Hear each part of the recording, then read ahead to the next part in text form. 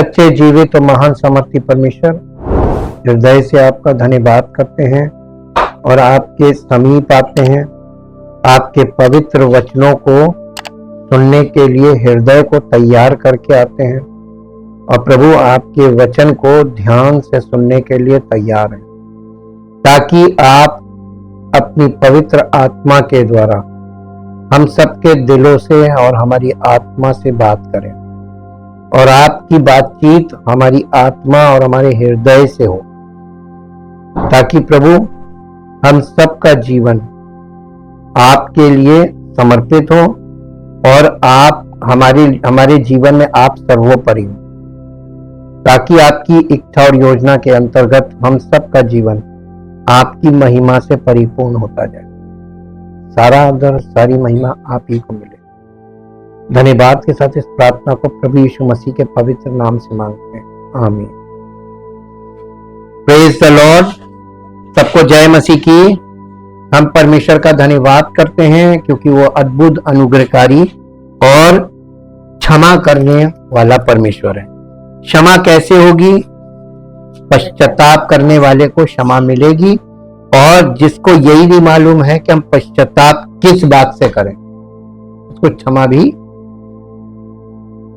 लौदीकिया की कलीसिया के द्वारा हम लोग इतना बातों को जान रहे हैं जो इससे पहले शायद आपने बाइबल में के अध्ययन में इन चीजों का वर्णन कभी समझा नहीं होगा, सुना नहीं होगा। 18वें पद में आज फिर आएंगे। प्रकाशित वाक्य के 3 अध्याय का 18वां पद यहीं से शुरू करेंगे। इसीलिए मैं तुझे सम्मति देता हूं कि आग में ताया हुआ सोना मुझसे मोल ले ले कि तू धनी हो जाए, श्वेत वस्त्र और श्वेत वस्त्र ले ले कि पहनकर तुझे अपने नंगेपन की लज्जा ना हो, और अपनी आंखों में लगाने के लिए सूरमा ले कि तू देखने लगे। ये कलीसिया आत्मिक चीजों को नहीं देख रही थी। लौदीकिया की कलीसिया के पास आत्मिक आंखें नहीं थी, और आज प्रेजेंट वर्ल्ड में जो मैक्सिमम कलीसियाएं हैं इनके पास आत्मिक आंखें नहीं है। आप लौदीकिया की कलीसिया को वर्तमान की कलीसियाओं को देखकर समझ सकते हैं। और यीशु मसीह का मुझसे सूरमा ले ले। ये लौदीकिया की कलीसिया जहां पर स्थापित थी, ये तुर्की में पड़ता है लौदीकिया, वहां पर इस जगह का ये एक तो बैंकिंग का यहाँ बहुत अच्छा काम था, इसलिए ये अमीर थे। दूसरा, इस कलीसिया के पास इन लोगों के अपना कपड़े का बहुत व्यापार है, गर्म कपड़े का, हाँ, इसलिए यहाँ वस्त्र की बात की गई है। तीसरी चीज जो यहाँ पर बहुत फेमस थी, वो यहाँ पे आंख की एक दवाई बनती थी, और वो दवाई जो थी वो बहुत फेमस थी। प्रभु यीशु मसीह ने इन तीनों चीजों को, जिनके बल पर ये कलीसिया अमीर होके और फूलती थी, फिजिकल एस्पेक्ट्स, उनके ऊपर ही यीशु मसीह ने आत्मिक बातों को रख दिया कि तुम मुझसे ये ले लो। स्पिरिचुअली कुछ नहीं था, कलीसिया फिजिकली बहुत अमीर थी। जैसे कि वर्तमान में कलीसियाओं के पास फिजिकल धन की कमी नहीं है, स्पिरिचुअली सब कंगाल है। और इसीलिए ये जो आंख का सूरमा है, आंख के विषय में परमेश्वर का वचन क्या कहता है, इसको हम लोगों को जानना चाहिए कि आत्मिक रूप से आंखों का इस्तेमाल कैसे होता है, आत्मिक चीजें कैसे। आप आत्मिक वर्ल्ड नहीं देख सकते, आत्मिक चीजों को नहीं देख सकते, तो इसका मतलब अभी आप मसीह में बॉर्न अगेन हुए ही नहीं है। और बॉर्न अगेन नहीं हुए हैं तो आप वो जीवन नहीं जी पाएंगे जिसके विषय में बाइबल बात कर रही है। इस जीवन को जीने के लिए आपको आत्मिक वर्ल्ड दिखाई देना चाहिए, आत्मिक चीजें दिखाई देनी चाहिए। दिव्य दृष्टि के बिना आप मसीही जीवन में चल नहीं पाएंगे। इसको हम लोग थोड़ा सा बाइबल से देखेंगे। आंख का बहुत इंपॉर्टेंट काम है। उत्पत्ति की पुस्तक, उसका 3 अध्याय,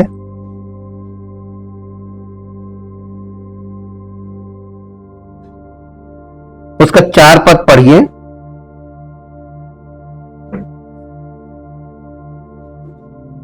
काइन ने तब सर्प ने स्त्री से कहा, तुम निश्चय ना मरोगे, वरन परमेश्वर आप जानता है कि जिस दिन तुम इसका फल खाओगे उसी दिन तुम्हारी आंखें खुल जाएंगी और तुम भले बुरे का ज्ञान पाकर परमेश्वर के तुल्य हो जाओगे। अब देखिए, यहां पर आंख खुलने की बात हो रही है और आंख खुलने, पतन में आंख खुली, फल खाते ही पतन हो गया, पतन में आंख खुली। और जब पतन में आंख खुली, उससे पहले भी आंख खुली थी, वो दिव्य दृष्टि थी। वो लोग परमेश्वर को देखते थे और परमेश्वर के साथ निवास करते थे, प्रेजेंट, परमेश्वर की उपस्थिति में, प्रेजेंस ऑफ गॉड में रहते थे, इमीडिएट प्रेजेंस में। कोई बीच में चीज नहीं थी, वो परमेश्वर की उपस्थिति और आदम और हवा, ये दृष्टि यहां पर यह दिखाया गया है। और वहां वो रहते थे परमेश्वर की उपस्थिति में, वो परमेश्वर को देखते थे, परमेश्वर की दिव्य ज्योति को देखते थे, क्योंकि उनके पास आत्मिक दृष्टिकोण था, आत्मिक आंखें थी, आत्मिक रोशनी थी। और वो उस आत्मिक जीवन को देखते थे, आत्मिक जीवन देने वाले को देखते थे, आत्मिक ज्योति को देखते थे, और इससे उनका जीवन उस प्रकाश से पूरी तरीके से भरपूर था, जिसके कारण परमेश्वर की ज्योति के कारण वो एक दूसरे के शरीर को नहीं देख पाते। लेकिन पतन में जब आंख खुली तो दोनों एक दूसरे के शरीर को देख रहे हैं और उन्हें ये दिखाई दे रहा है कि हम नंगे हैं। अब देखिए, वहां लौदीकिया की कलीसिया में नंगे की बात हुई और आंख की बात हो रही। ठीक, यहां से कॉन्सेप्ट देख लीजिए कि बाइबल एक ही विषय पर आगे बढ़ती चली जा रही, दूसरा कोई यानी शारीरिक चीजों के लिए आ तुझे ये ले ले, आ तुझे, ये सब झूठा सुसमाचार है। लोग कह रहे हैं कि आओ ले लो, ये मिल जाएगा, ये आपको झूठ बोला जा रहा है। परमेश्वर के पास आपको वारिस बनने वाले को ही सब कुछ मिलेगा, जो वारिस नहीं बनेगा उनको कुछ नहीं मिलेगा। अब आप एक बात बताइए, कॉमन सेंस से, आपके परिवार में जितनी भी संपत्ति है, जो कुछ भी है आपके पास, उसका हक किसका है?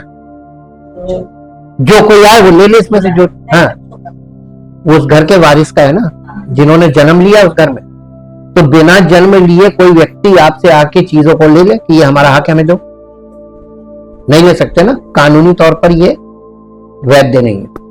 तो वैसे ही आप ये देखिए, जब तक आप परमेश्वर के परिवार में जन्म नहीं लेते, आप परमेश्वर के राज्य के वारिस वैसे ही नहीं हो सकते। और परमेश्वर वारिस बनाने के लिए बुला रहा, वो आपसे ये नहीं कह रहा कि आओ मैं तुम्हें ये दे दूंगा, वो दे दूंगा। झूठे वायदे उसने किए नहीं, झूठ बोलता नहीं। ये तो आजकल के लोग हैं जो आपको भ्रमित कर रहे हैं कि ये मिलेगा वो मिलेगा। आप परमेश्वर के राज्य में परमेश्वर की संतान बन जाएंगे, जब आप उसके बच्चे बन जाएंगे तो परमेश्वर से आपको मांगने की कोई जरूरत नहीं। बच्चा कोई भी अपने माँ बाप से कुछ नहीं बोलता, माँ बाप खुद ही उसकी प्लानिंग करते हैं कि इसकी एजुकेशन यहाँ से इस स्कूल में इसको पढ़ाएंगे, ये फीस हम देंगे, सारे बंदोबस्त माँ बाप करते हैं, बच्चा थोड़ी ना करता है। और उसके लिए सब चीजों का इंतजाम माता पिता करते हैं, बच्चा थोड़ी ना करता है। तो परमेश्वर के बच्चे आप बन गए जन्म से, बॉर्न अगेन होने से, तो वो सारी चीजों का बंदोबस्त कौन करेगा? परमेश्वर करेगा। अब मांगना आया, लालच आया, यही तो चीजें आपको पकड़ रही। जो लोग झूठ बोल रहे हैं उनकी बातों में फंस के आपने कदम तो बढ़ा दिया और आपने परमेश्वर के भवन में आके शारीरिक लालच से आए और आपने यहां आके परमेश्वर के वचन का अनादर किया, परमेश्वर की उपस्थिति का अनादर किया और परमेश्वर की बातों को इधर सुना इधर निकाल दिया। आपके ऊपर भयानक कोप आ जाए, क्योंकि बाइबल में लिखा हुआ है नए नियम में अंत में कि भला होता कि तू सत्य के मार्ग को ना जानता, इस बजाय इसके कि तू सत्य के मार्ग को जानने के बाद उसकी बेकदरी कर रहा। भला होता कि ना जानता, जानने के बाद गलत कर रहे हो तो परमेश्वर बर्दाश्त नहीं करेगा। इसलिए आपको सत्य पहले पता करना पड़ेगा। बिना सत्य के आप आगे बढ़ेंगे तो आप फंस जाएंगे। लालच से लोग बहुत जल्दी फंसते हैं। यूहन्ना रचित सुसमाचार और उसका 3 अध्याय, यूहन्ना रचित सुसमाचार उसका 3 अध्याय और उसका पहले पद से पढ़ेंगे। यूहन्ना रचित सुसमाचार 3 अध्याय। फरीसियों में निकोदेमुस नाम का एक मनुष्य था जो यहूदियों का सरदार था, हेड। उसने रात को यीशु के पास आकर उससे कहा, हे रब्बी, हम जानते हैं कि तू परमेश्वर की ओर से गुरु होकर आया है, क्योंकि कोई इन चिन्हों को जो तू दिखाता है, यदि परमेश्वर उसके साथ ना हो तो नहीं दिखा सकता। यीशु ने उसको उत्तर दिया, मैं तुझसे सच सच कहता हूं, यदि कोई नए सिरे से ना जन्मे तो परमेश्वर का राज्य बस रुक जाइए। अब आप ये बताइए, परमेश्वर के राज्य में एंट्री देखकर हो रही है? नहीं, देखकर हो रही है कि बिन देखे हो रही? जब तक कोई मनुष्य नए सिरे से ना जन्मे स्वर्ग का राज्य देख नहीं सकता। ठीक, तो देखकर एंट्री होगी कि सुन के होगी? हाँ। और ऐसे लोग कैसे आ गए? देखा किसी ने नहीं। तो अब कलीसिया में पवित्र आत्मा कह रहा है, अब तुमको नए सिरे से जन्म लेना है, ताकि तुम, अभी तो तुम कलीसिया में आए हो सुन के, सुसमाचार सुन के कलीसिया में आए हो, लेकिन स्वर्ग के राज्य में कैसे प्रवेश मिलेगा? देख के। तो कलीसिया में आए हो, समर्पित हो जाओ, पश्चाताप करके समर्पित हो जाओ और परमेश्वर के वचन में ध्यान लगा लो, क्योंकि पता नहीं किस समय परमेश्वर के वचन के द्वारा तुम परमेश्वर की ओर से तुम्हारी आत्मा में जीवन आ जाए या जन्म ले लो और तुम्हारी आत्मिक आंखें खुल जाएं और देखकर प्रवेश कर लो। ये बता रहा था यीशु मसीह इसको, निकोदेमुस को। निकोदेमुस इन बातों को फिजिकल बातों में कन्वर्ट करके ले गया। क्योंकि वो खुद बूढ़ा था, कहने लगा कि मनुष्य बूढ़ा होकर कैसे दोबारा जन्म ले सकता, क्या वो अपनी माता के गर्भ में दोबारा प्रवेश, ये वाली बातें। इसका मतलब उसके पास आत्मिक दृष्टिकोण नहीं था। यीशु मसीह जो बात बोला उसके ऊपर से निकल गई। उसको जन्म समझ में आया, और जन्म में केवल एक ही जन्म उसको मालूम है, शारीरिक जन्म, जैसे आम लोगों की सबके पास। आपको आत्मिक जन्म के बारे में आज तक कभी कोई पुस्तक नहीं बोलती, कोई पुस्तक नहीं बोलती। और जो पुस्तक आत्मिक जन्म की बात नहीं करती, इसका मतलब नया नियम कहीं नहीं, पुराना नियम सब जगह, वो रिलीजन की बात करता। तो हर रिलीजियस व्यक्ति को यह मालूम होना चाहिए कि उसके पास जो पुस्तक है वो रिलीजन है, और रिलीजन में उद्धार नहीं है। हर रिलीजन के लिए उद्धार करता एक ही है, वो है प्रभु यीशु मसीह। उद्धार चाहिए तो नए सिरे से जन्म लेगा, वो ये नए नियम का संदेश है, ये नई वाचा है। और नई वाचा लोगों को इसीलिए समझ में नहीं आती क्योंकि उन्होंने कभी ये बातें सुनी नहीं है, और ये उनको इलॉजिकल लगता है, लॉजिकल नहीं लगता। बाइबल में दो प्रकार की आत्मिक आंखों का खुलासा, उनका अर्थ समझना और परमेश्वर उन्हें कैसे खोलता है, हम इस पर अध्ययन करने जा रहे हैं। आत्मिक आंखें आपको भौतिक दुनिया से परे दिव्य दुनिया में देखने की अनुमति देती है, जहां ईश्वर की उपस्थिति और शक्ति अदृश्य तरीकों से आपके जीवन को आकार देती है। आध्यात्मिक आंखों का अर्थ साधारण दृष्टि से नहीं, कहीं आगे तक जाता है। वे आत्मिक सत्य और वास्तविकताओं को समझने का एक प्रवेश द्वार है। लेकिन बाइबल में वर्णित आध्यात्मिक आंखों के प्रकार क्या हैं और इन छिपे हुए आयामों को प्रकट करने के लिए उन्हें कैसे खोला जा सकता है?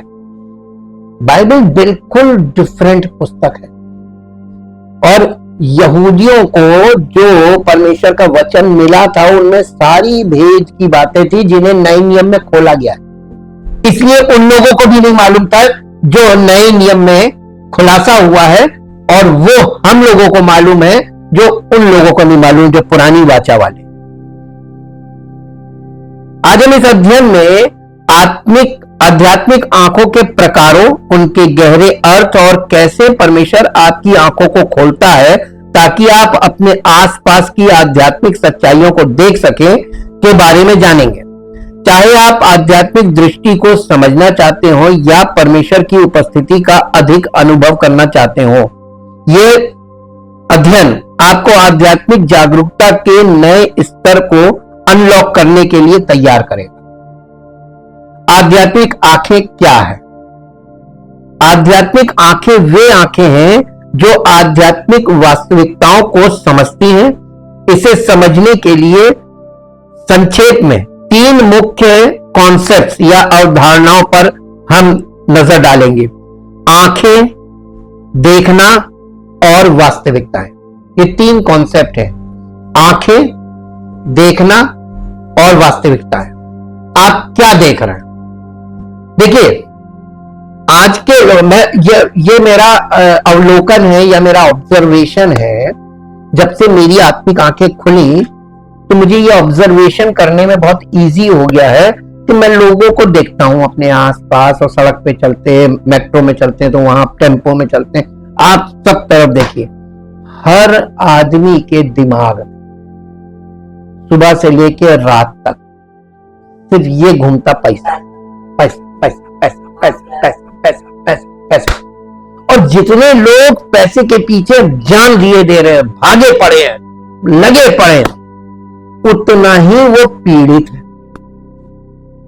और इसमें होता क्या है कि ये पैसे की जो लालसा है, एक होती है आवश्यकता और एक होती है लालसा। लालसा का मतलब समझते हैं? ललायित रहना, यानी आपके पास जो है इसके लिए धन्यवाद नहीं, उसके लिए आप ये नहीं कहा चलो ठीक है आज का काम चलेगा कल देखी जाएगी, नहीं, ये है अरे ये खत्म हो जाएगा, और कहां से बड़ा हाथ मारे, क्या करें क्या। इसी से तो ये सारे अपराध, सारे रिश्ते खराब क्यों हो रहे हैं? पैसा पैसा। लोग इतना टूट पड़ रहे हैं कि जैसे जीवन इसी से है। और सच्चाई क्या मालूम है? परमेश्वर जीवन का देने वाला है, और चाहे किसी की कैसी भी दशा हो, जीवन तो वो दे रहा है ना, पैसे थोड़ी ना मिल रहा। आप पैसे से ऑक्सीजन खरीद नहीं सकते वातावरण में जो है, ये आपको फ्री मिल रही है। तो आपको परमेश्वर जीवन दे रहा है, और जीवन देने वाले का धन्यवाद कभी नहीं करना, ये कॉन्सेप्ट ही नहीं लोगों को।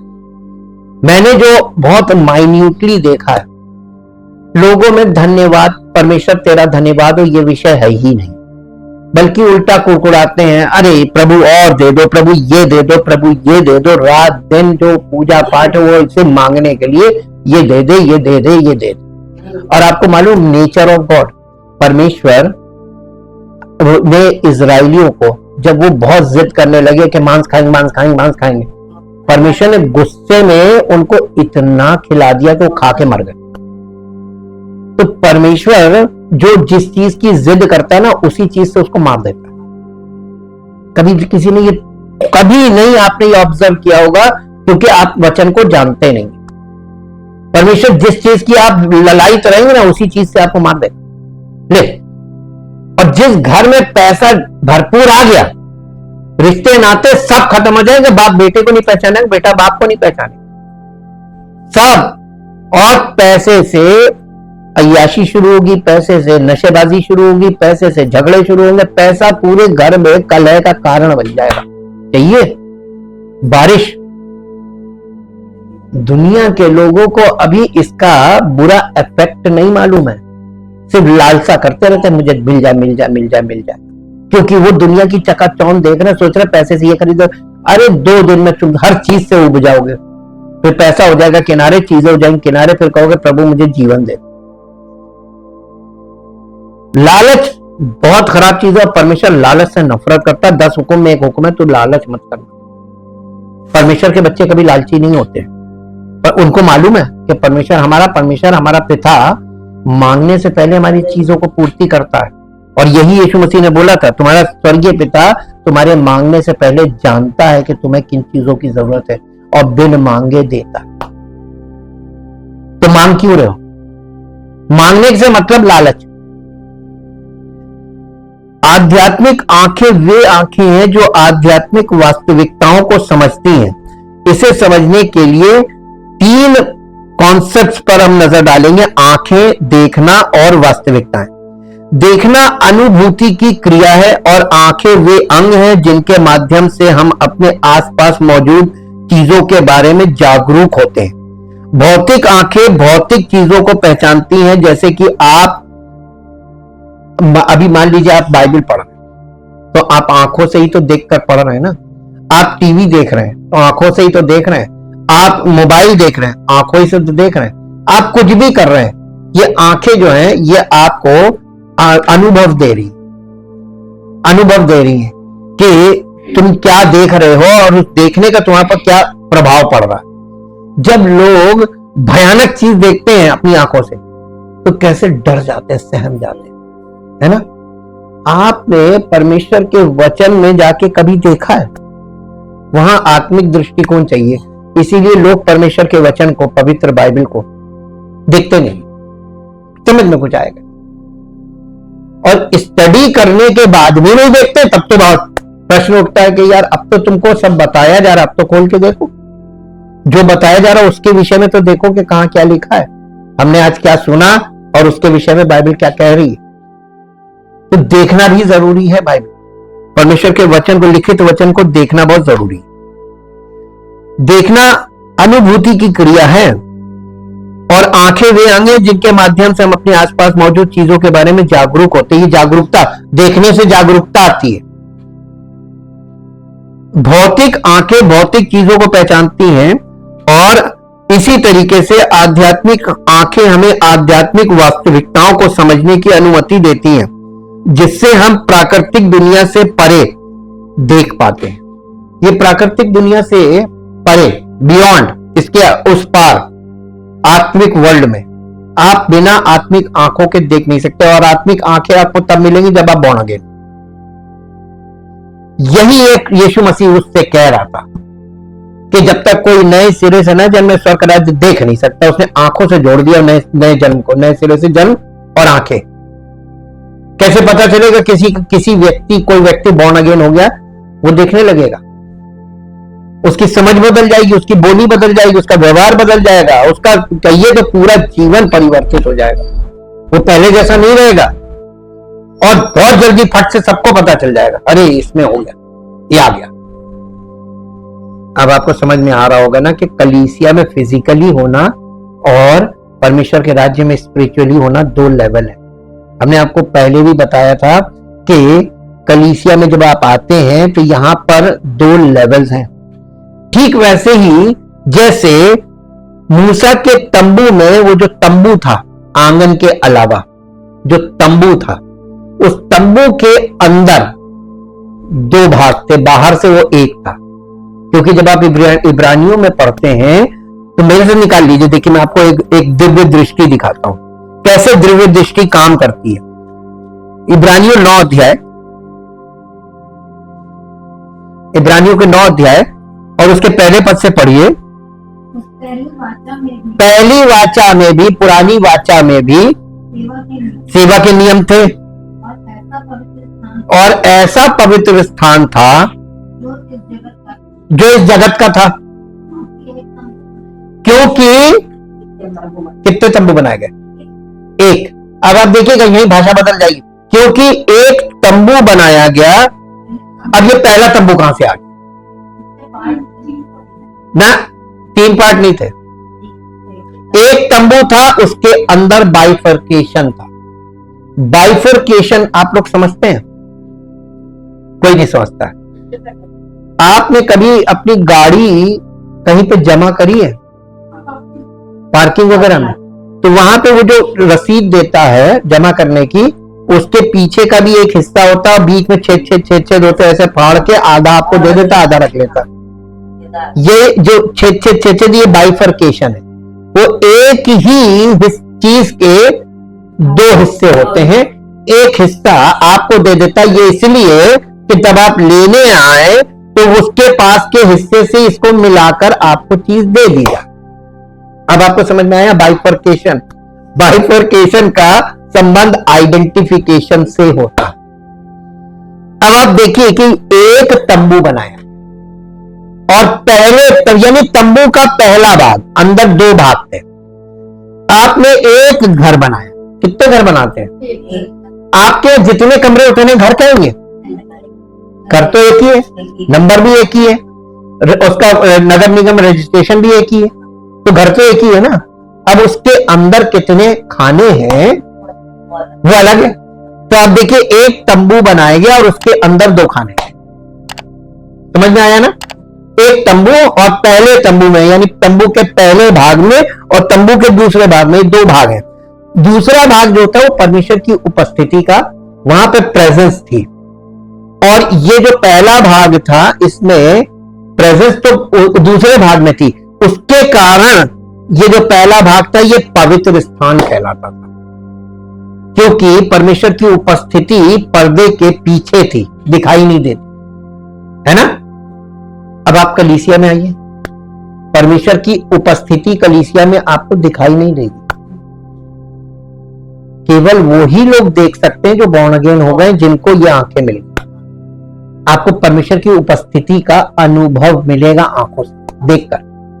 लेकिन जो बॉर्न अगेन नहीं हुए हैं ना, वो यहां पर आएंगे और वहां गड़बड़ियां फैलाएंगे, बातें करने लगेंगे, कोई आ रहा है उसको बोलने लगेंगे जोर जोर से आवाज में। ये तंबू में यानी इसीलिए वहां पर किसी को जाने की अनुमति नहीं थी, वहां पर केवल याजक लोग जाते हैं।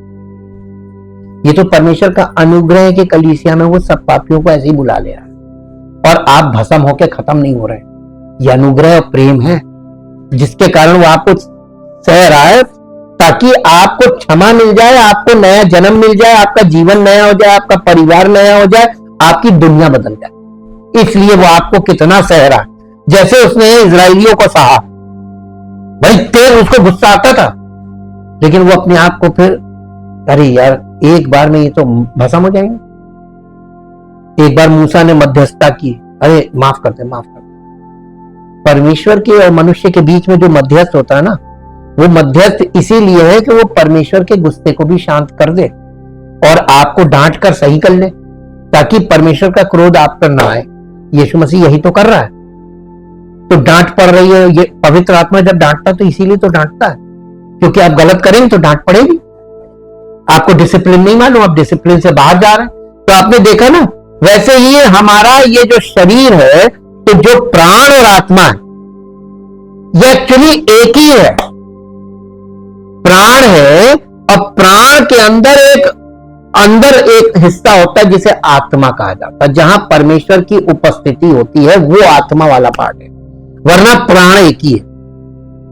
और हर व्यक्ति जो बॉर्न अगेन नहीं है उसमें ये आत्मा वाला पार्ट नहीं होता है, उसके पास सिर्फ प्राण होता है। फिजिकल माइंड होता है, फिजिकल चीजों में वो माइंड लगा रहता है, फिजिकल आंखों में वो लगा रहता है, आंखों की देखी बातों में, और लोगों से कानों सुनी बातों में लगा रहता है, और वो झूठी बातों को सुनता है और उनको सच मान लेता। लोग देखिए क्या करते हैं, पानी लेते हैं और कहते हैं प्रार्थना करके यीशु मसीह का लहू बन गया। बाइबल तो नहीं कहती, ये कहां से सीख लिया? और ये बिलीव करते हैं, जबकि वो पानी है। यीशु मसीह का लहू बनाया नहीं जा सकता। व्यापार शुरू हो जाता अब तक। ये झूठी शिक्षा का झूठा एक खेल है, और इस चीज को डांट कर ही छुड़ाया जाता है। बच्चा गाली देना शुरू कर दे आपका, तो प्यार से छोड़ेगा कि डांट कड़ाई एक बार में छोड़ दे, ऐसा डांटो? तो परमेश्वर भी वही काम करता है। हाँ, तो परमेश्वर भाई, हम लोग फिजिकली तो नहीं मारते, लेकिन परमेश्वर की मार बहुत भयानक होती है। लोग कहते हैं उसकी लाठी में आवाज नहीं है, लेकिन आदमी कराता रहता है। ये क्या है? ये उसकी मार है। हाँ, और मारता भी है, जिसको प्यार करता है उसी को मारता। लिखा जिसे वो बेटा बना लेता है उसे कोड़े लगाता। खाने को तैयार है? कहने का बहुत आसान है, जब कोड़े पड़ेंगे तब पता चलेगा। समय आने दीजिए, अभी कोड़ों का समय नहीं आया है। इसी तरह आत्मिक आंखें में आध्यात्मिक वास्तविकताओं को समझने की अनुमति देती हैं, जिससे हम प्राकृतिक दुनिया से परे देख पाते हैं। इसका एक सशक्त उदाहरण, जब परमेश्वर ने एलीशा के सेवक की आंखें खोली। मेरे साथ निकालिए दूसरा राजा उसका 6 अध्याय, दूसरा राजा उसका 6 अध्याय, 6 अध्याय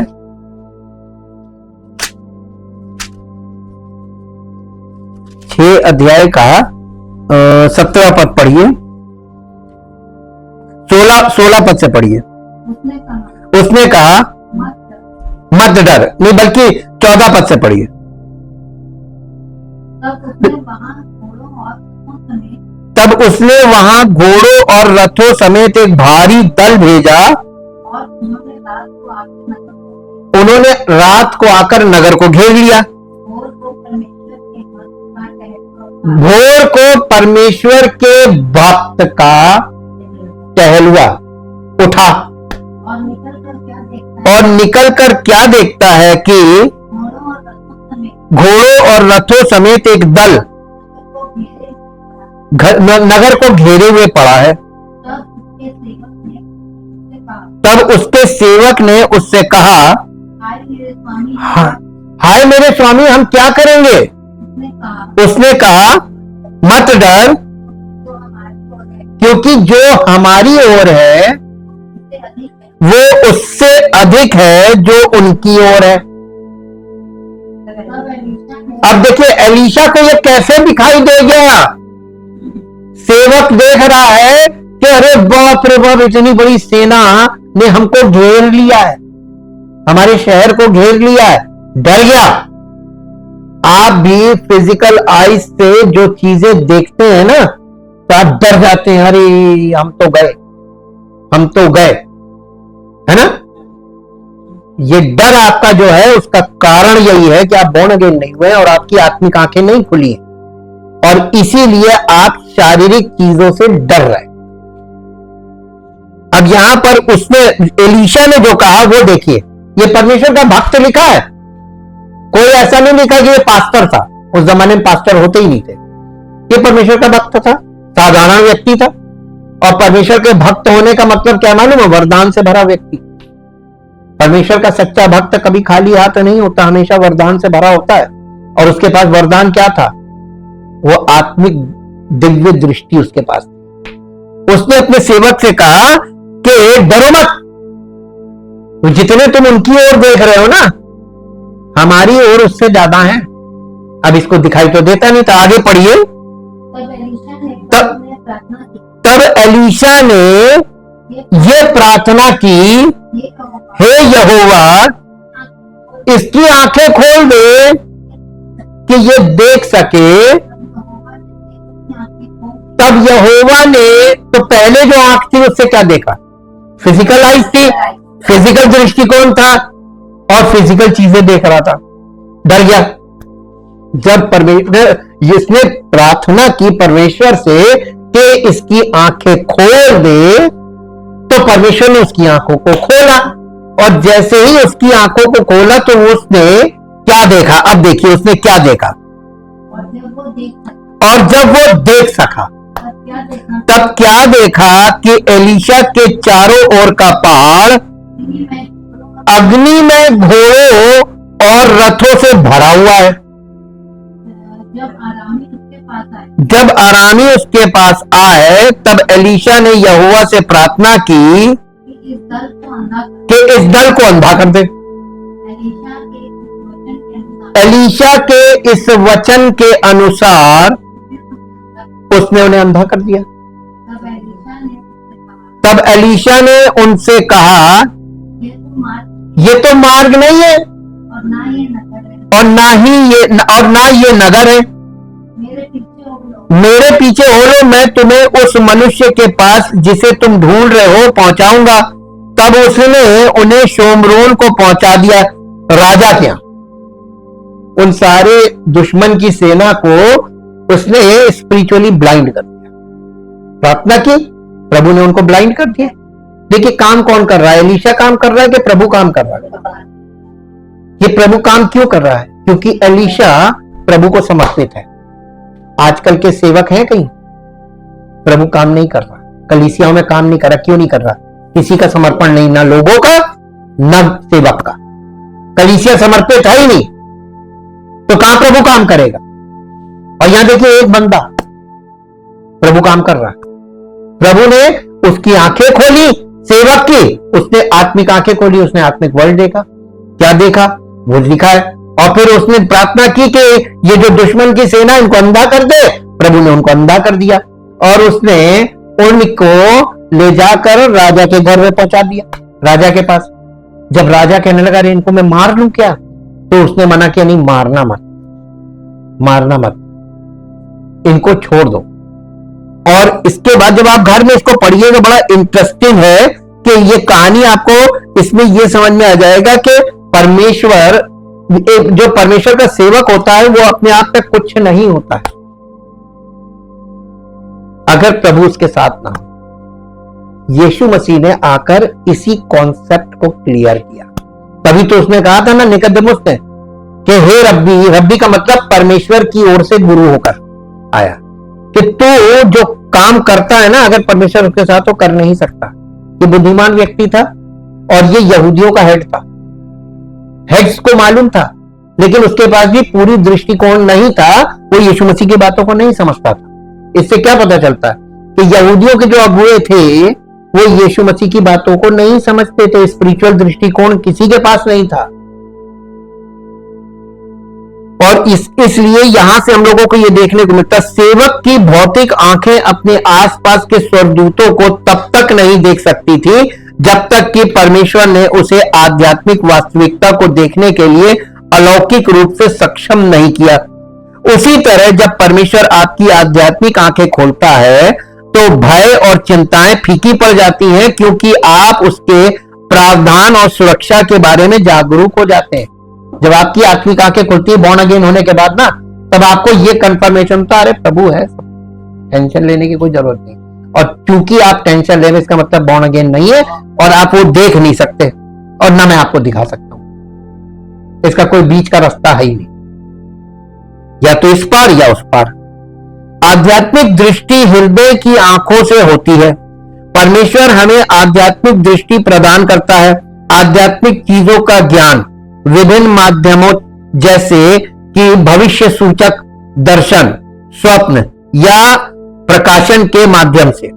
आपकी आध्यात्मिक आंखें आपके भीतर मसीह के धन को देखने के लिए खुल जाएं। विभिन्न प्रकार की आंखों को समझना। आध्यात्मिक आंखों की अवधारणा को पूरी तरह से समझने के लिए यह पहचानना जरूरी है कि आंखें कई तरह की होती हैं। आंखें वे अंग हैं जिनके जरिए हम विभिन्न वास्तविकताओं को समझते हैं, और परमेश्वर ने हमें 3 अलग अलग प्रकारों में डिजाइन किया है, शारीरिक, मानसिक और आध्यात्मिक, जिसे हम आत्मिक भी कह सकते हैं। पहला प्रकार प्राकृतिक आंख है, भौतिक आंख, जो हम सभी के पास होती है। ये आंखें हमारे सिर पर स्थित होती हैं और हमें अपने आसपास की भौतिक दुनिया को देखने में सक्षम बनाती हैं। दूसरा प्रकार है मानसिक आंखें, जिसे अक्सर मन की आंख कहा जाता है, जिसमें बुद्धि और कल्पना शामिल होती है। मानसिक आंख हमें कल्पना करने, विचारों को समझने और यहां तक कि संभावनाओं के दायरे में प्रोजेक्ट करने की अनुमति देती है या देखने की अनुमति देती है। भौतिक और आध्यात्मिक दोनों ये आंख हमारे मन और दिल के भीतर काम करती है, जिससे हमें ऐसी चीजें देखने की क्षमता मिलती है जो अभी तक वास्तविक नहीं है, लेकिन उन्हें अस्तित्व में लाया जा सकता है। तीसरा प्रकार आध्यात्मिक आंख है, जो प्राकृतिक और मानसिक से परे आध्यात्मिक वास्तविकताओं को समझती है, जबकि भौतिक आंखें हमें भौतिक दुनिया का अनुभव करने की अनुमति देती हैं। आध्यात्मिक आंख वो अंग है जो हमें आध्यात्मिक क्षेत्र को समझने और अनुभव करने में सक्षम बनाती है। आध्यात्मिक आंख हृदय के भीतर रहती है, जो इसे आध्यात्मिक दृष्टि का केंद्र बनाती है। इफिसियों की पत्री उसका पहला अध्याय, इफिसियों की पत्री और उसका पहला अध्याय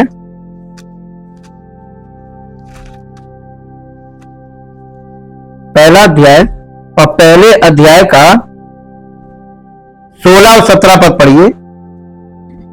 तुम्हारे लिए धन्यवाद करना नहीं छोड़ता। पौलुस कलीसिया से कह रहा, तुम्हारे लिए धन्यवाद करना नहीं छोड़ता, अपनी प्रार्थनाओं में तुम्हें स्मरण किया करता हूँ, और अपनी प्रार्थनाओं में तुम्हें स्मरण किया करता हूं कि हमारे प्रभु यीशु मसीह का परमेश्वर जो महिमा का पिता है, तुम्हें अपनी पहचान में ज्ञान और प्रकाश की आत्मा दे, और तुम्हारे मन की आंखें ज्योतिर्मय हो कि तुम जान लो कि उसकी बुलाहट की आशा क्या है और पवित्र लोगों में की महिमा का धन कैसा है? पर पवित्र लोगों में उसकी मीरास की महिमा का धन कैसा है। और देखिए वो प्रार्थना कर रहा है कि तुम्हारे मन की आंखें ज्योतिर्मय हो। ये बॉर्न अगेन होना है, यही है बॉर्न अगेन होना। जब आप बॉर्न अगेन होंगे आपकी आंखें ज्योतिर्मय हो जाएंगी। यानी देखिए जब बच्चा पैदा होता है फिजिकली तो दुनिया में वो बाकी सारी क्रियाएं खाता पीता सब अंदर गर्भ में सब कुछ करता है, लेकिन गर्भ में सिर्फ उसकी आंखें बंद रहती है। जन्म का मतलब क्या है? फिजिकल बर्थ का। उसकी आंखें खुलती है, पहली बार वो ज्योति देखता है संसार में। जब जैसे ही पैदा होता है उसकी आंख खुलती है तो जल्दी से आंख बंद कर लेता बच्चा, कभी भी देखेगा बॉर्न अगेन। और हाँ रोशनी पड़ती है, वो कहता है ये क्या चीज है, ये क्या। पहली बार आंख खुलती है। तो जन्म का आंख खुलने से सीधा संबंध है कि नहीं? जब तक आप बॉर्न अगेन नहीं होंगे आपकी आंखें नहीं खुलेंगी। ये जन्म है। ये पौलुस जो बता रहा है कलीसिया को, यही बॉर्न अगेन के विषय में बता रहा है, यही प्रार्थना कर रहा है। पौलुस ने समझ की आंखों से यही अभिप्राय व्यक्त किया, तुम्हारी समझ की आंखें ज्योतिर्मय हो कि तुम जान लो कि उसके बुलाने की आशा क्या है और पवित्र लोगों में उसकी मीरास की महिमा का धन कैसा है। यहां पौलुस समझाता है कि आध्यात्मिक आंख हृदय का एक पहलू है जो विशेष रूप से समझ से जुड़ा हुआ है। इसी समझ की आंख के जरिए हम पवित्र शास्त्र में ईश्वरीय सत्य को समझ पाते हैं। हमको देखिए जब हम बॉर्न अगेन हुए थे, एक बड़ी अच्छी चीज मुझे किसी बहुत बुजुर्ग व्यक्ति ने बताई थी कि बाइबल में लिखी हुई बातें सबके लिए, इसमें जो कुछ लिखा है सबके लिए, लेकिन वो ये कह रहे थे कि इसमें छिपी हुई बातें चुने हुए लोगों की।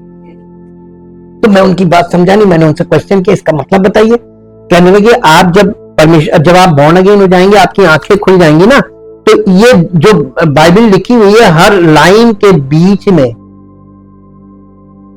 वो चीज है जो देखी जा सकती है। हमने कहा अच्छा। कहने लगे तुम्हारी आंखें ज्योतिर्मय हो गई, अब तुम्हारे पास दिव्य दृष्टि है, सब लोग इसे पढ़ते तुम इसे देखोगे। ये वरदान है। बाद में पता चला कि ये वरदान है, प्रभु ने हमको वो देखने की दृष्टि दे दी। अब ये बताइए ये वरदान है, घमंड का विषय तो है नहीं, क्योंकि हमने कुछ तपस्या थोड़ी ना की कि हमने इसके लिए कुछ किया। ये तो प्रभु ने दिया वरदान, गिफ्ट। यही तो गिफ्ट देता है, सबसे पहला गिफ्ट कि आपको दिव्य ज्योति मिलती है बॉर्न अगेन होते ही, और ये ज्योति आपको फिर लेकर चलती है। यही दृष्टि है जो आपको लेकर चलती है। आध्यात्मिक आंखों के उप प्रकार, यानी इसके भी कई प्रकार हैं आध्यात्मिक आंखों के। बाइबल आध्यात्मिक आंखों के कई उप प्रकारों को प्रकट करती है और उनमें से दो सबसे प्रमुख हैं, समझ की आंखें और भविष्यवाणी की आंखें। इसके अतिरिक्त विश्वास की आंख भी है जो विश्वासियों को आध्यात्मिक सत्य को जानने, विश्वास करने और समझने में सक्षम बनाती है, जैसा कि दूसरा कुरिन्थियों 5 अध्याय और उसका 7 पद। दूसरा कुरिन्थियों 5 अध्याय और उसके 7 पद में क्या लिखा है?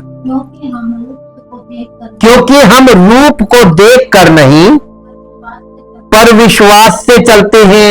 हम कैसे चलते हैं?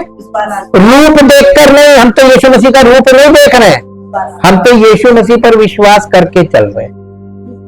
इसलिए हम ढाढ़स बांधे रहते हैं और देह से अलग होकर प्रभु के साथ रहना, हाँ ये शरीर की इच्छाओं से अलग होकर प्रभु के साथ उसकी आत्मा में एक आत्मा होकर रहना और भी अच्छा समझते हैं। आपको आनंद आने लगेगा बहुत। और एक गीत इसीलिए लिखा है, आनंद है परमानंद है, परम आनंद है। आप परमेश्वर के साथ एक बार आत्मिक संगति में आ गए तो आपको फिर दुनिया में सब चीजें फीकी लगेंगी, कुछ नहीं, सब बेकार, दिखावा। हम पहले से ही समझ की आंखों के बारे में देख चुके हैं, लेकिन समझ एक आंख कैसे है?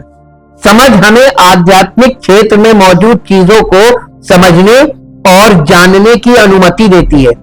याद रखें, आत्मा में देखना जानने के बराबर है। यानी अंडरस्टैंडिंग है, आत्मा में देखने का मतलब अंडरस्टैंडिंग, समझ। जब आप आध्यात्मिक सत्यों को समझते हैं तो आपने उन्हें समझ की आंखों से देखा है। यही कारण है कि यीशु के ज्ञान में वृद्धि को अक्सर उसे और अधिक स्पष्ट रूप से देखने के बराबर माना जाता है। राजा हिजकिय्याह की कहानी में समझ की आंखों के काम करने का एक उत्कृष्ट उदाहरण मिलता है। ये मेरे साथ पद निकाल लीजिए, दूसरा इतिहास 32 अध्याय, दूसरा इतिहास उसका 32 अध्याय, 32 चैप्टर मिला, और उसका 7 और 8 पद पाएंगे। हियाव बांधो और दृढ़ हो, तुम ना तो अशूर के राजा से डरो और ना उसके संग की भारी भीड़ से, और ना तुम्हारा मन कच्चा हो, क्योंकि जो हमारे साथ है वो उसके संगियों से बड़ा है, अर्थात उसका सहारा तो मनुष्य ही है, परंतु हमारे साथ हमारी सहायता और हमारी ओर से युद्ध करने को हमारा परमेश्वर यहोवा है। इसलिए प्रजा के लोग यहूदा के राजा हिजकिय्याह की बातों पर भरोसा किए रहे। लोगों ने, हिजकिय्याह एक राजा ही है, ये परमेश्वर को बहुत मानता था, ये राजा था, और इसने अपनी प्रजा से कहा मत डरो। वो जितने लोग तुम्हें दिखाई देंगे वही सेम बात बोल रहा है, हमारी ओर से तो परमेश्वर लड़ेगा। अब आप ये बताइए कि हमें लड़ाई लड़नी कि हमारा प्रभु लड़ेगा? और इसीलिए नए में लिखा है, इसलिए परमेश्वर के अधीन हो जाओ और शैतान का सामना करो, तुम्हारे से भाग जाए। लड़ने की तो उसकी हिम्मत ही नहीं। अधीन तो हो, पहले अधीन नहीं होगे तो वो तो तुमसे लड़ जाएगा और पटक भी देगा, कुछ नहीं कर पाओगे, कोने में पड़े रहोगे। जब अशूर के राजा ने यहूदा पर आक्रमण किया तो हिजकिय्याह ने यरूशलेम के लोगों से कहा, हियाव बांधो और दृढ़ हो जाओ, और ना तो अशूर के राजा से डरो और ना उसके संग की सारी भीड़ से, और ना तुम्हारा मन कच्चा हो, क्योंकि जो उसके संग है वो हमारे संग, जो उसके संग है वो हमारे संग नहीं है। उसका हाथ तो मनुष्य का है, परंतु हमारे साथ हमारी सहायता और हमारी ओर से युद्ध करने को हमारा परमेश्वर यहोवा है। अब बताइए कौन ज्यादा भयानक लड़ने में? ये चीज हमेशा याद रखिए, आप अपनी लड़ाई खुद लड़े पड़े, तान दान दंड भेद लगाए पड़े कि नहीं लगाए पड़े, और खिसिया जाता बहुत जो, ये निष्क्रिय नहीं हो रहा, मुझ पर भरोसा नहीं कर रहा, अपने लगा पड़ा। आप अपने दिमाग को चलाना, अपने शरीर को किसी चीज प्लानिंग में लगाना और किसी चीज के लिए काम करना, ये बिल्कुल बंद कर दीजिए। भविष्य की चिंता मत कीजिए, परमेश्वर को समर्पण कर दीजिए। ये वचन इस बात की ओर हम लोगों को प्रेरित कर रहा है। हिजकिय्याह ने वही आश्वासन दोहराया जो एलीशा ने अपने सेवक को दिया था, लेकिन हिजकिय्याह को कैसे पता चला कि उनके साथ उनके दुश्मनों से ज्यादा लोग थे? परमेश्वर ने उसे एलीशा के सेवक की तरह भविष्य सूचक दर्शन नहीं दिया। इसके बजाय परमेश्वर के वायदों के बारे में हिजकिय्याह की समझ और वचन में उसके विश्वास ने उसे इस आध्यात्मिक वास्तविकता को समझने की अनुमति दी। उसका दृढ़ विश्वास वो आंख बन गया जिसने उसे आध्यात्मिक क्षेत्र में देखने और युद्ध का रुख बदलने की अनुमति दी। दूसरा उप प्रकार भविष्यवाणी की आंख है, जो पुराने नियम और प्रकाशित वाक्य की पुस्तक में विशेष रूप से प्रमुख है। ये आंख व्यक्तियों को आध्यात्मिक चीजों को देखने में सक्षम बनाती है, जैसे कि वे प्राकृतिक हो, दर्शन, स्वप्न के माध्यम से। गिनती की पुस्तक 12 अध्याय उसका 6 पद, गिनती की पुस्तक 12 अध्याय और उसका 6 पद पढ़िए।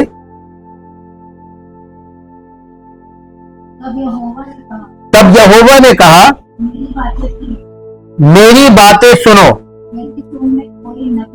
यदि तुम में कोई नबी हो तो उस पर मैं यहोवा दर्शन के द्वारा अपने आप को प्रकट करूंगा या स्वप्न में उससे बातें करूंगा। परंतु मेरा दास मूसा ऐसा नहीं है, वो तो मेरे सब घरानों में विश्वास योग्य है, उससे मैं गुप्त रीति से नहीं परंतु आमने सामने और प्रत्यक्ष होकर बातें करता हूं, और वो यहोवा का स्वरूप निहारने पाता है। इसलिए तुम मेरे दास मूसा की निंदा करते हुए क्यों नहीं डरे। ये उसके भाई और बहन थे, उसकी बहन मरियम और उसका भाई हारून, ये मूसा की बुराई कर रहे। तब परमेश्वर ने उनसे कहा था, ये मालूम ये लोग क्या कह रहे थे कि परमेश्वर हमसे नहीं बातें करता। ऐसे ही कलीसिया में बहुत से लोग कभी कभी सेवक के विरुद्ध बुराई करते हो, कहते कि हम भी तो हमें पवित्र आत्मा मिला, हम भी परमेश्वर की वाणी सुनते हैं। होता है ना। ये परमेश्वर ने सेवक को रखा है और उसके साथ परमेश्वर की जो घनिष्ठता होती है ना, वो कलीसिया के बाकी लोगों से अलग होती है। ये डिफरेंस दिखाया गया है पुराने नियम से, ये हम लोगों को सीखने को मिल रहा है। ठीक है। उदाहरण के लिए जब एलीशा ने अपने सेवक की आंखें खोलने के लिए प्रार्थना की तो सेवक की आध्यात्मिक आंखों ने उन्हें आग के घोड़ों और रथों को चारों ओर से घेरे हुए देखा, यानी अग्नि में घोड़े और रथ दिखाई दिए। जब एलीशा ने अपने सेवक से कहा मत डरो क्योंकि जो हमारे साथ है वे उनसे अधिक है जो उनके साथ हैं, एलीशा ने खुद भी संभवतः एक भविष्य सूचक दर्शन के माध्यम से उसी आध्यात्मिक सेना को देखा था। इस भविष्य सूचक आंख ने एलीशा और उसके सेवक दोनों को काम कर रही आध्यात्मिक शक्तियों को समझने की अनुमति दी, ठीक वैसे ही जैसे हिजकिय्याह ने अपनी समझ के माध्यम से परमेश्वर की अदृश्य शक्ति को देखा था। आत्मिक आंखों के ये दो उप प्रकार, समझ और भविष्य सूचक दृष्टि, हमें दिखाते हैं कि कैसे परमेश्वर अपने लोगों को अपने चारों ओर की आत्मिक वास्तविकताओं को समझने और उनके साथ बातचीत करने में सक्षम बनाता है, चाहे ज्ञान के माध्यम से या अलौकिक प्रकाशन के माध्यम से। परमेश्वर हमारी आध्यात्मिक आंखें कैसे खोलता है? परमेश्वर वास्तव में हमारी आध्यात्मिक आंखें खोलता है जिससे हम छिपी हुई आध्यात्मिक वास्तविकताओं को देख पाते हैं। इसका एक उल्लेखनीय उदाहरण पुराने नियम में बलाम के साथ मिलता है। निकालिए गिनती की पुस्तक 22 अध्याय, गिनती की पुस्तक 22 अध्याय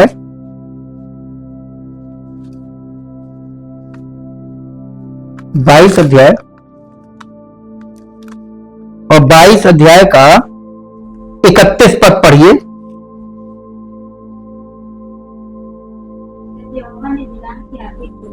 तब यहोवा ने बिलाम की आंखें खोली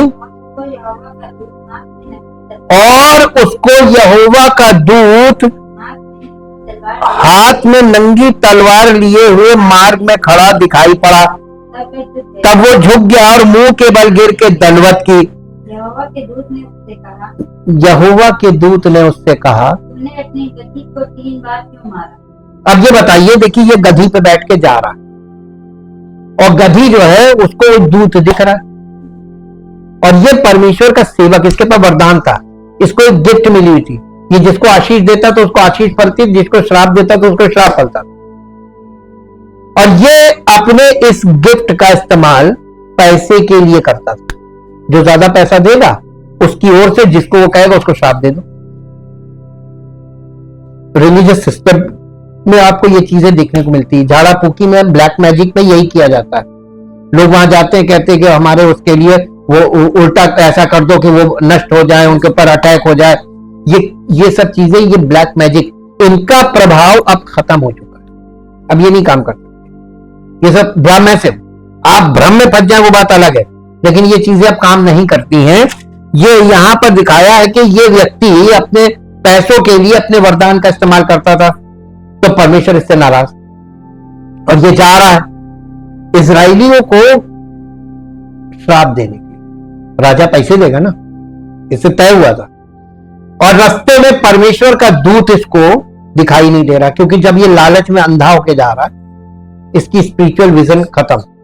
यहां पर भी आप देखिए, तब यहोवा ने उसकी आंखें खोली कि नहीं खोली? जब तक वो आपकी आंख, हमारी आपकी आंख ना खोले तो हम और आप आध्यात्मिक चीजें देख नहीं सकते। और हम और आप वही करेंगे जो सब कर रहे हैं, और हम शारीरिक बातों में लिप्त रहेंगे। मेरे साथ एक पद निकालिए, नीति भजन संहिता की पुस्तक 119 अध्याय और उसका 18 पद पढ़िए, 17 और 18 पद, 17 और 18 पद, 2 पद पढ़िए। ये दाऊद यहाँ पे क्या कह रहा है? दाऊद एक राजा है, कह रहा है अपने दास का उपकार कर कि मैं जीवित रहूं और तेरे वचन पर चलता रहूं, मेरी आंखें खोल दे कि मैं तेरी व्यवस्था की अद्भुत बातें देख सकूं। ये देखिए, व्यवस्था में ये जो कुछ नए नियम में हो रहा है यीशु मसीह के द्वारा, ये सब व्यवस्था में गुप्त है, लेकिन नहीं दिखाई देगा। ज्योति तो यीशु मसीह है। पुराने नियम के जो लोग थे उनको व्यवस्था मिली थी, अनुग्रह और सच्चाई तो यीशु मसीह के साथ आई ना। तो यीशु मसीह ज्योति बनकर आया, उसने ये जो पुराने नियम में व्यवस्था थी इसका सब प्रकट कर दिया और पूरा कर दिया। कितना सरल है इसको समझना और देखना। यहीं पे हम लोग ये चीजों को देखते हैं। परमेश्वर अपने 2 मुख्य माध्यमों से हमारी आंखें खोलता है, पवित्र आत्मा और परमेश्वर का वचन। क्या चीजें निकली खुदाई करने में? यही तो हम शुरू से कह रहे हैं। जब आप परमेश्वर की आत्मा की द्वारा वचन सुनने आते हैं ना, तो बहुत गंभीरता के साथ और दिल तैयार करके आइए कि आज हम सुनेंगे और उसको ग्रहण करेंगे। हमारी आध्यात्मिक आंखें खुलने का अर्थ है कि परमेश्वर हमें आध्यात्मिक वास्तविकताओं का अनुभव करने और उनसे अवगत होने में सक्षम बनाता है। बलाम के मामले में परमेश्वर ने उसकी आंखें खोलने के बाद एक स्वर्गदूत के दर्शन के माध्यम से ऐसा किया था। जब परमेश्वर हमें अपनी आत्मा देता है तो वो उसे अनुभव करने के लिए हमारी आंखें खोलता है।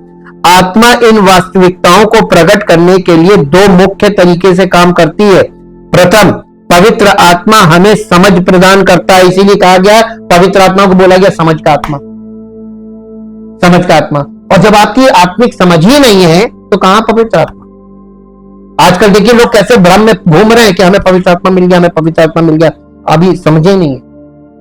यहां पे लिखा हुआ है कि आत्मा हमें समझ प्रदान करता है, परमेश्वर को जानने और समझने की आत्मिक अंतर्दृष्टि, जैसा कि इफ्सियों पहले अध्याय का 18 पद में पढ़ा कि इनके मन की आंखें ज्योतिर्मय कर।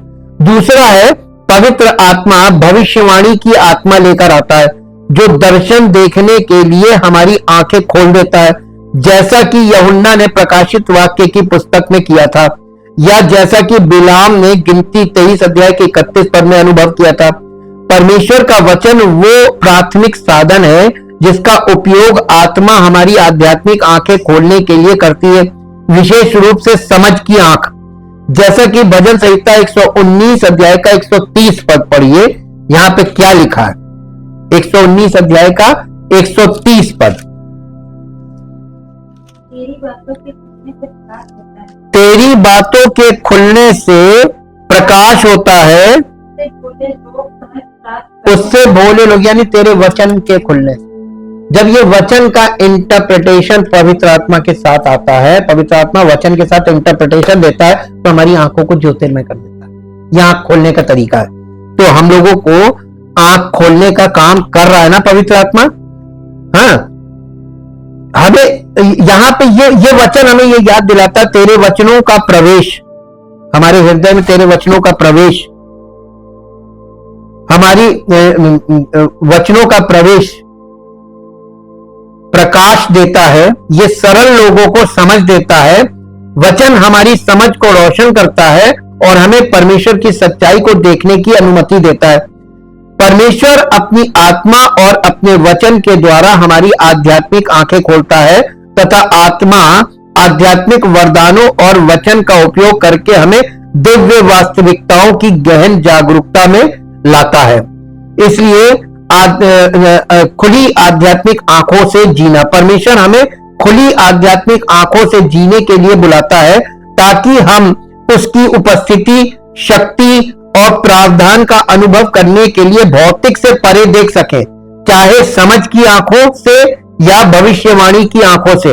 वो हमें आध्यात्मिक वास्तविकताओं को समझने में सक्षम बनाता है जो शांति और आश्वासन लाती है। अपने पवित्र आत्मा और वचन के द्वारा परमेश्वर हमारी आंखों को गहरी सच्चाइयों के लिए खोलता है, हमें विश्वास और विजय में चलने के लिए मार्गदर्शन करता है वचन हमारी आध्यात्मिक दृष्टि को रोशन करता है, हमें दिव्य अंतर्दृष्टि के साथ जीवन को आगे बढ़ाने में मदद करता है। क्या आप अपनी आध्यात्मिक दृष्टि को खोलने के लिए तैयार हैं? Thank you lord, thank you जी। हे परमपिता परमेश्वर, दाऊद की तरह आज की शाम हम लोग भी यही आपसे दिल से प्रार्थना करते हैं और ये कहना चाहते हैं, प्रभु यहां पर उपस्थित और प्रभु हमसे जुड़े हुए सब लोगों की जीवन, उनके मन की आंखों को ज्योतिर्मय कीजिए ताकि वे देख सके और देखकर चल सके और आपकी महिमा उनके जीवन से प्रकट हो और उनका जीवन आपकी महिमा का कारण बने, ताकि आदर और महिमा आपको मिले।